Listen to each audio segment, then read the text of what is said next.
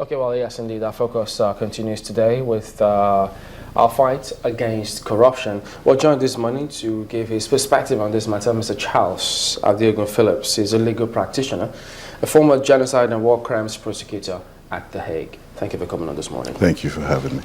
Let's take a look at our strategies, how we're going about this. A lot is being said and maybe done out there, but different views really in terms of the kinds of results we may achieve, how we're going about it.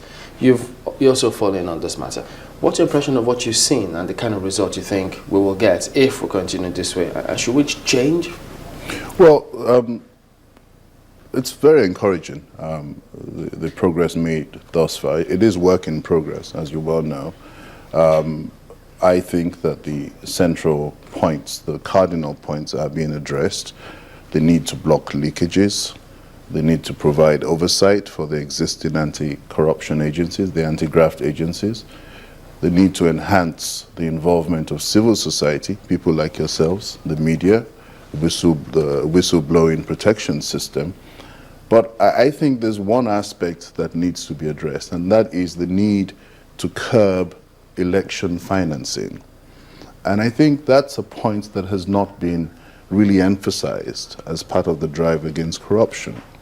If you recall, in the 1990s, the federal government of Nigeria, sponsoring the two parties, the SDP and the NRC, placed a cap on their ability to raise funding and monitored the extent to which they received sponsorship and contributions from the private sector.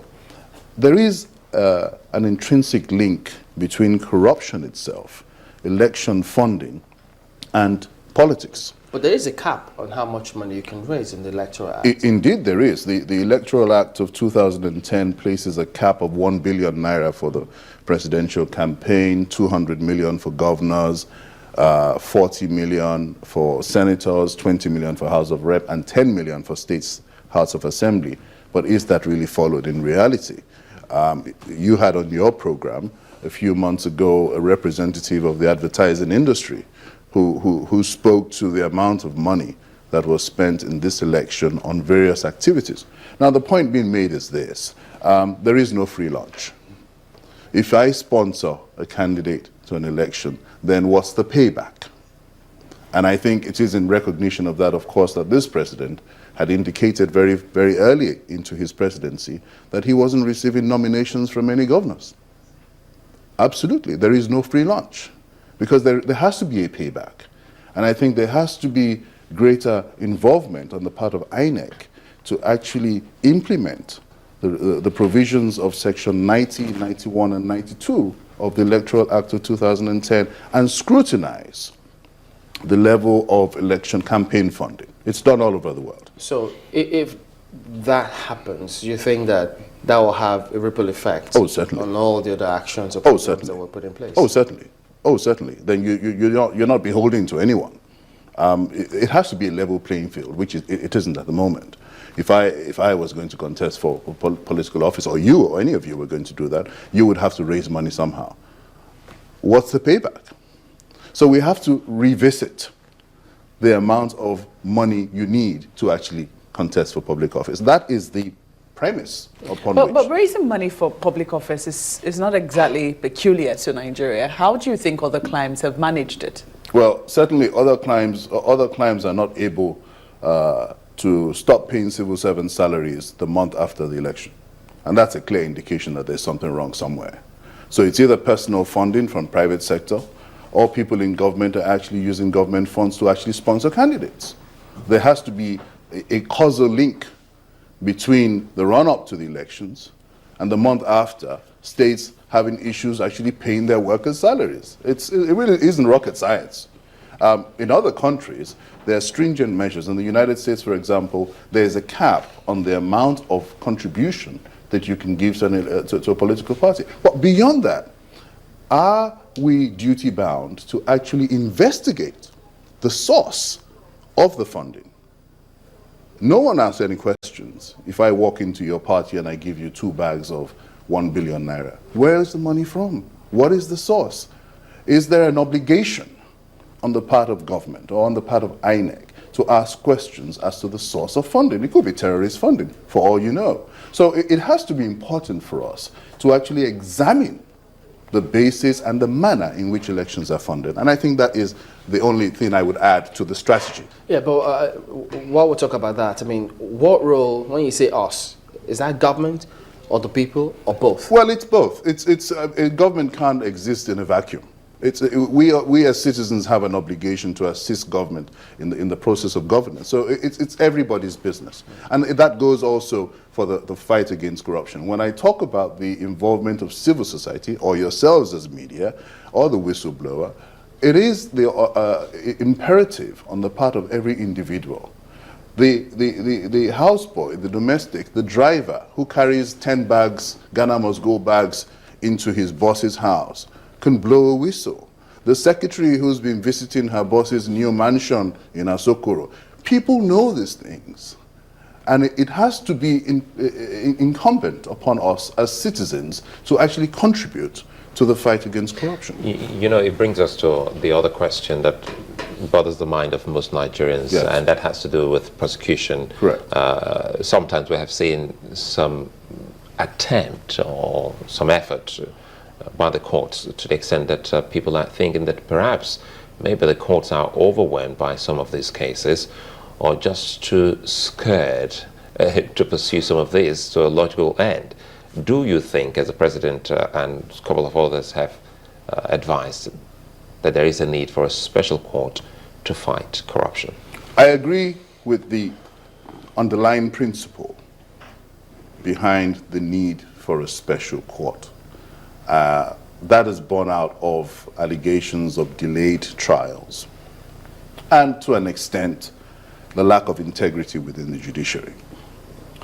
But what I disagree with is the manner in which they seek to achieve the establishment of those courts. And I just heard Professor Sage in that documentary talk about the need to get an act of parliament through.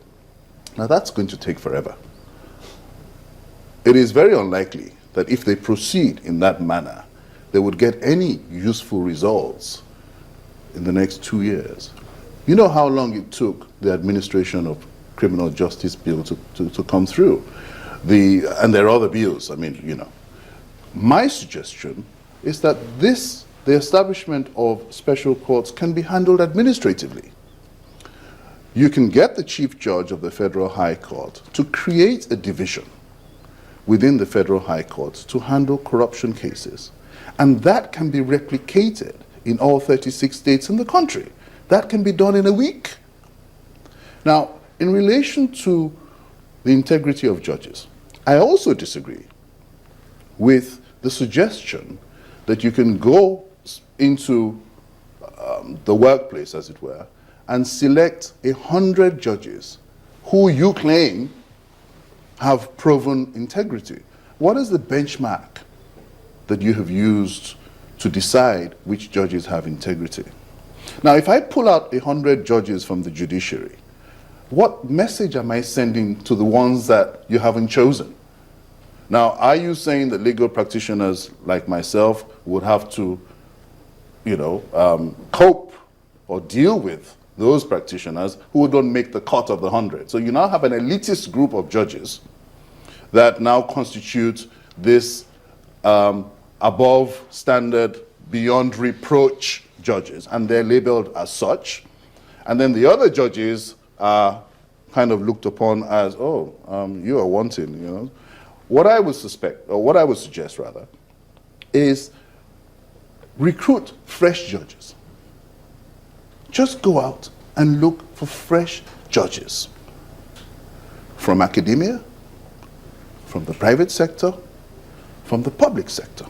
Prosecutors, Ministry of Justice, lawyers, academics, professors. Go out and look for fresh judges. Don't go down the line of trying to make a selection and build an elitist cadre. So it's like creating a whole new school. Yes. What if they hired from the rank of judges? I mean, so for instance, they say, we're open to applications. Everyone is free to apply, but you must go through some scrutiny. Well, that's actually better. But don't actually say we're looking for 100 judges because we know that the generality of you do not have integrity, but we can find 100 out of you that we can work with. Oh, that absolutely sends the wrong signals. It sends the wrong signals to me as a practitioner. It sends the wrong signals to the judges and their colleagues, and it sends the wrong signal to the international community. Because you have to understand that the fight against corruption has international dimensions. This is not domestic in the sense of it. The international community is watching everything that we do. You don't think that this also sends a message to people who have not exactly had their path straight, and also some form of reward, some form of recognition for those who have tried to, stay on the straight path even when it's been tough? But you know what I find very difficult about this? It is the same institution, the NJC, that is supposed to have oversight over the judiciary, that is being asked to select 100 judges. So if they know that the ones who don't make the court do not have the integrity, what are they doing as judges? You don't ask an organization that has an oversight function to select amongst its ranks 100 outstanding judges to fight corruption. So what happens to the commercial court? What happens to the woman whose daughter has been raped and has to go to the criminal court? What happens to the probate court? What happens to that wife who's been disinherited? So those judges are substandard. And the general public have to contend with that. I think that sends the wrong signals. I think it's a very dangerous approach to dealing with this matter.